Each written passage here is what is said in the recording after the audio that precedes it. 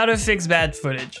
Let's face it, we've all been there before. We go out to shoot, maybe we're testing something new, we come back to the computer just to find out that, well, the footage is just not as good as what we wanted. In my case, I was shooting some low-light video with my buddy Emric. We're both supposed to shoot a sequence about each other in a skate park. And so I would shoot a sequence about him and he would shoot a sequence about me. Now what happened is that before I got the time to finish the sequence, the lights of the skate park went out. And so I left there being very disappointed and without enough footage to actually create something good. Now instead of losing hope, I still tried to do something cool with it and I did what you just saw. Now I'm not gonna say that this was the greatest project that I've ever done, but what I will say is that this is a great case study on how to fix bad footage. So here are a couple of tricks that I've learned while doing this. So while shooting, there are a couple of things that you can do to save your butt in case of emergencies. Slow motion might be an overused effect, but for good reason. Not only does it make your footage look more dramatic, but it also fixes your shaky footage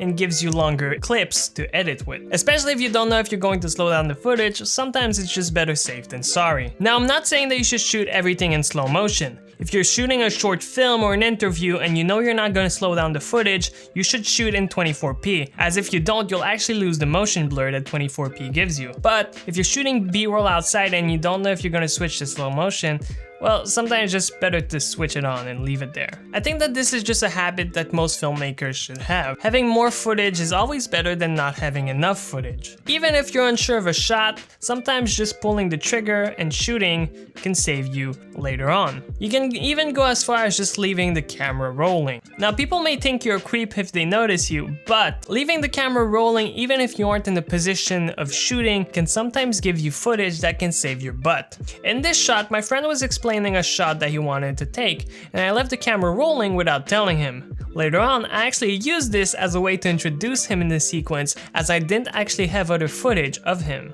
Okay, so let's say you've done all that or you already shot the stuff and still though, you don't have enough stuff, things don't look as good, you know, it's a flop. Here are a couple of editing tricks that you can use to save your footage. Instead of trying to fix every mistake, sometimes what you can do is just embracing the mistake and saying it was a stylistic choice. Choosing the vintage look is an easy way out of it, as vintage footage is usually very shaky and not very cinematic, but that's what gives it their style. Now in my case, my footage was a bit noisy, so I added more to embrace the noise of the film and give it more of a gritty look. I also made a Super 8 overlay to once again embrace the look. I did have this clip in which the footage was quite shaky. Now it was shot with a non-stabilized vintage lens, still though, Premiere has a warp stabilize feature that can help fix shaky footage.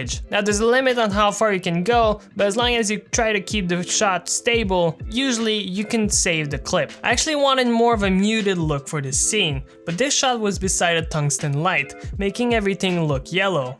Still though, this is quite fixable. In Lumetri Color, there's a white balance bar that you can use to change the white balance. Now because this is a more dramatic change, you can see how the colors are weird now. They have kinda like bluish artifacts. To fix this, you want to go to the curves and down to the hue versus saturation curve. Then you want to do 3 points around the blue section and lower the saturations of the blue. This will fix your yellow-white balance. Adding sound later on can also be a way to make things more lively. The location that I was in, there was literally no one except for me and my friend, so there was no interesting sound happening. Instead, I added lots of random skate sounds and just made the location more lively.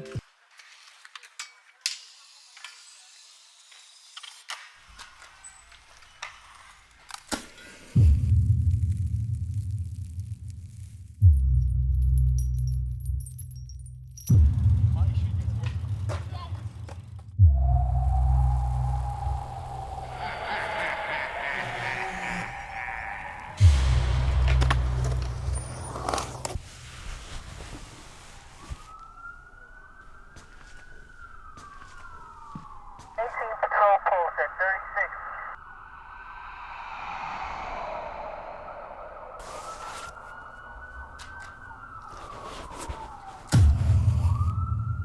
I think this goes to show how we shouldn't always lose hope so easily sometimes. I think that fixing bad footage can actually be a great exercise for some filmmakers and a great asset later on in your career. Because you see, if you have nothing or next to nothing and you can still make something good, then imagine what you can do if you had everything at your disposal.